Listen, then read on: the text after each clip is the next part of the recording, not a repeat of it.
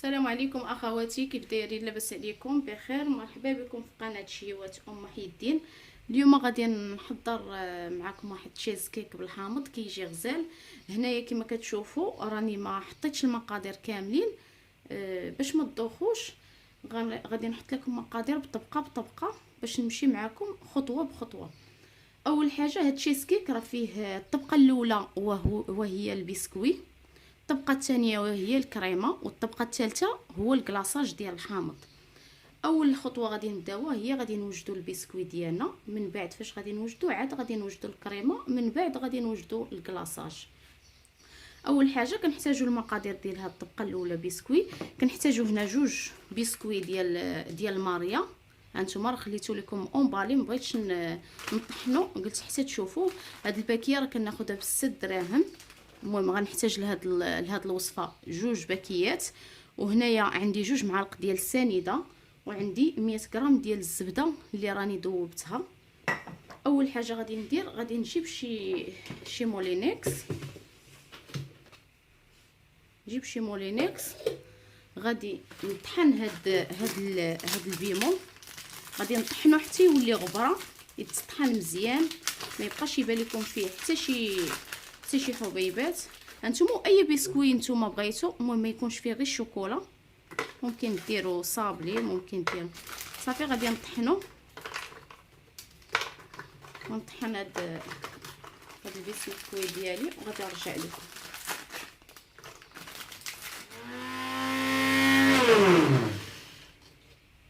هانتوما كيتطحن، شوفوا كي كيكون.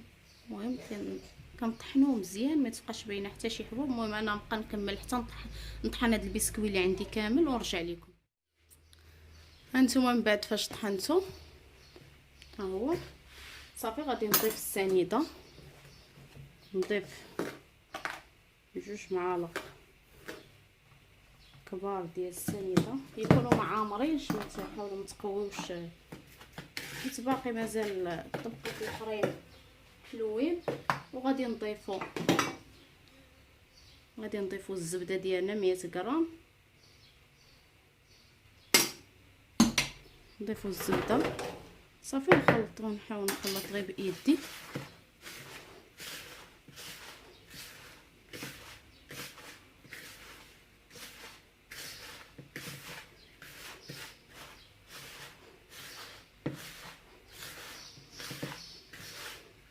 نحاولوا نبسطوه صافي. تشوفوا هذاك البسكوي كامل شرب لينا هاد الزبده، يعني ما بقات حتى شي بلاصه. غادي نجيب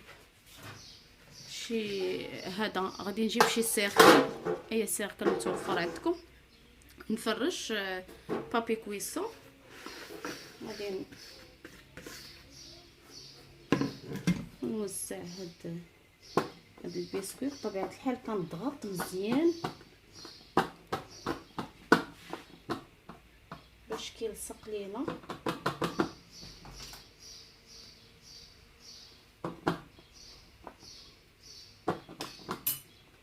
صافي. المهم انا غنبقى نقاد الجناب ونضغط مزيان، وغادي نخشيها للكونجيلاتور. من بعد غادي نوجد ديك الكريمه اللي غادي نديروها فوق منها. هكا كتضغطوا مزيان، حاولوا تقادوا هاد الجوانب، قادوهم بالمعلقه على هاد الشكل باش يجيكم قادين، ما تجيكمش طبقه طالعه وطبقه نازله.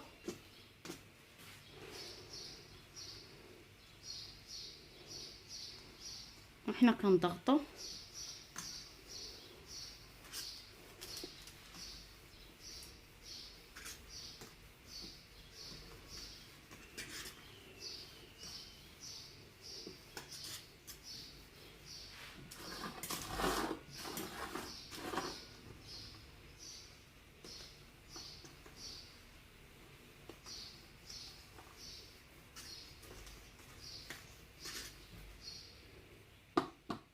من بعد فاش خشينا البسكوي ديالنا في الكونجيلاتور باش يجمد. غادي دابا نوجدوا الكريمه الثانيه، الكريمه اللي فيها 5 ديال دانون فاني، 5 دانون فاني. عندنا جبن جبلي 1، او اي جبن نتوما بغيتو. عندي كاس سنيده اي 100 غرام ديال السنيده، وعندي هنايا قشور ديال حامضه وحده حكيتها، وعندي الجيلاتين 6 الاوراق د الجيلاتين، ها هما ماشي بودره، اوراق الجيلاتين، وعندي عصير حامضه وحده. وهنايا بطبيعه الحال عندي لا كريم فريش، عندي هنايا كريمه هولالا، تستعملوا كريمه هولالا ولا ممكن تستعملوا هاد الكريمه. هي هذه راه فيها كيلو، كناخذوها ب 30 درهم بحال هولالا نفس الثمن. هذه بما انها حلوه، هاد الكريمه حلوه، هذاك الشيء علاش ضفت غير 100 غرام ديال السنيده. الا كانت مسوسه ضيفوا 200 غرام د السنيده، حيت هاد الكريمه كريمه حلوه شويه. اول حاجه غادي نديروها هي غادي نطلعوا هاد لا كريم فريش ديالنا، غادي نطلعوه نص طلعه. شنو هي نص طلعه ميمونط؟ يعني ما كنطلعوش حتى كيوقف. المهم انا غادي نوريكم فاش كنطلعوه طلعه كامله، يعني كيكون داك الكريم واقف. فاش كنديروا ليه هكا بالبول ديالنا ما كيسيحش. اما نص طلعه كنطلعوه فاش كنديروا ليه هكا في البول كيتم نازل داك الكريمه. هذه هي نص طلعه. المهم انا غادي نوريكم. اول حاجه هي غادي نطرب هاد لا كريم فريش ديالي.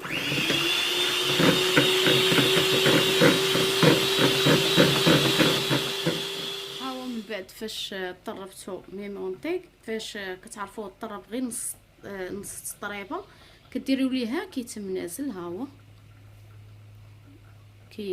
بحال باغي يسيح.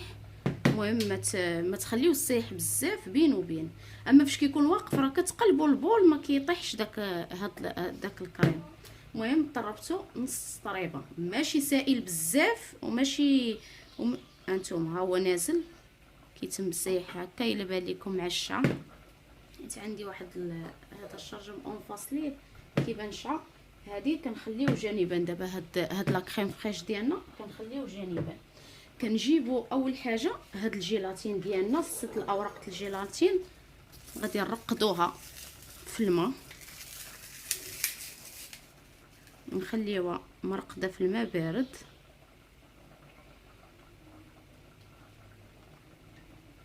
صافي نرقدوه في الماء بارد. بالنسبه لهاد الحامض غادي ندفيه شويه. من بعد فاش يترقد لينا هاد الجيلاتين غادي نعصرو مزيان من الماء، وغادي نخوي عليه هاد الحامض اللي ديجا يكون سخون دافي. كنسخنوه وكنكبو عليه وكنخليوه حتى يدفى وكنضيفوه لهاد. المهم خلي هاد الجيلاتين هنا حتى يترقد. غادي نجيبو شي كاسرونه ولا شي حاجه، نحيدو هاد الماء ديال هاد الطانون. ناخذ شي معلقه، ممكن نديرو هاد الطانون ديالنا كامل.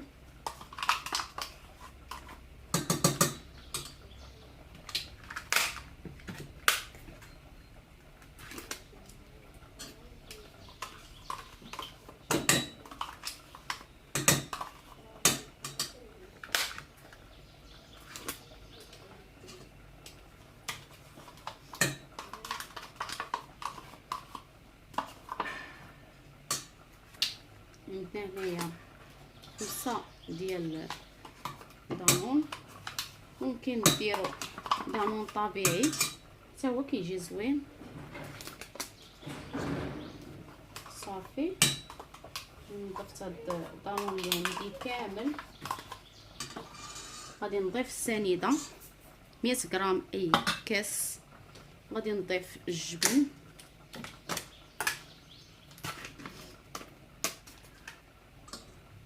ضيفوه حتى هو كامل.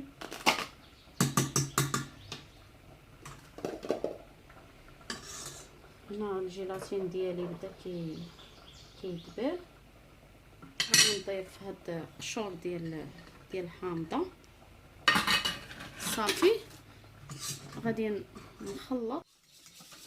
صافي من بعد فاش خلطت هاد العناصر هما نسجموا هاد الجيلاتين ديالنا 6. غادي نعصرهم مزيان من الماء، مبقاش فيهم قطره ديال الماء.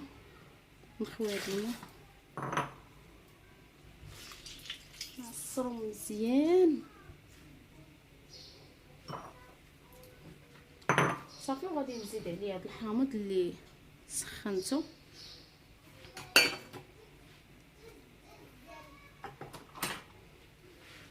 يترقد فيه واحد شويه صافي. من بعد فاش يدفى غادي نضيفوه ليه. هنا هاد البسكويت ديالي انا خرجته من المجمد، ها هما كما كتشوفوا راه جمد، ها هو راه جمد صافي. غادي نضيف قيسو نشوف صافي. غادي نخلط هاد الجيلاتين صافي. ها هو تخلط ليا. غادي نجيبو هاد لا كريم فريش ديالنا وغادي نخويوه شويه بشويه.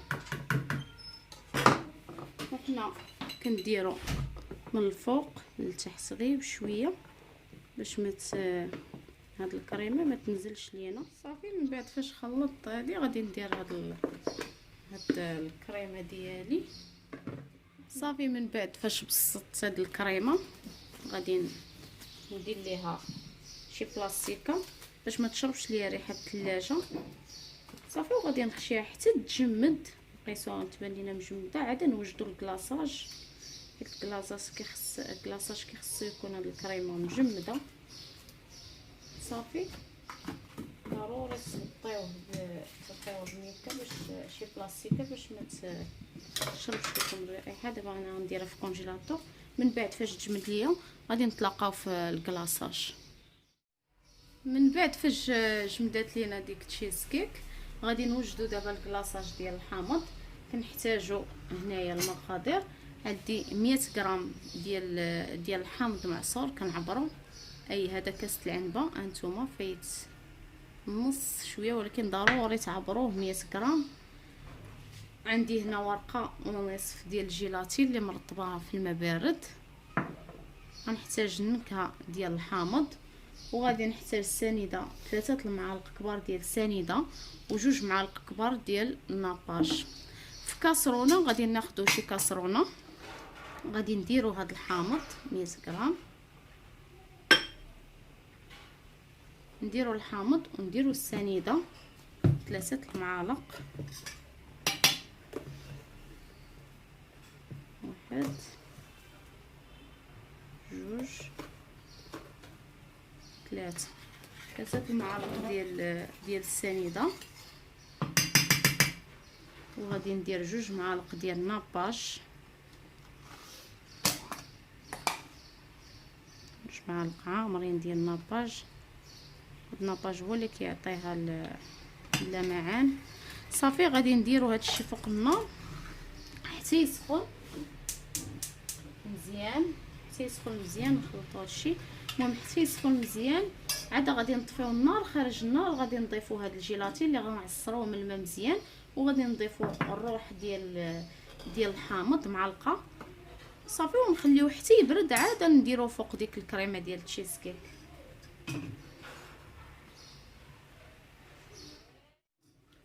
هانتوما كما كتشوفوا من بعد فاش سخن ليا هاد الخليط غنطفي النار.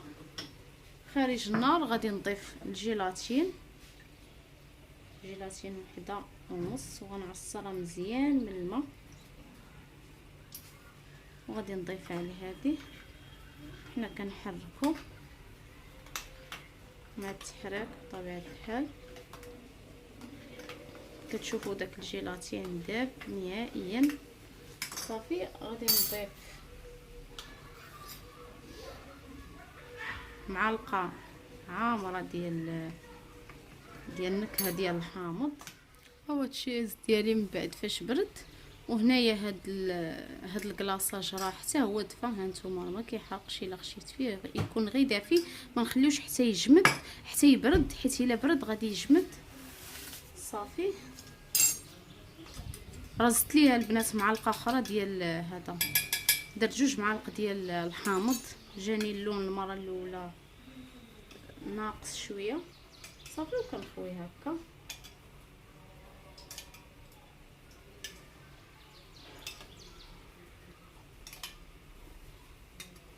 راه غادي يجمد.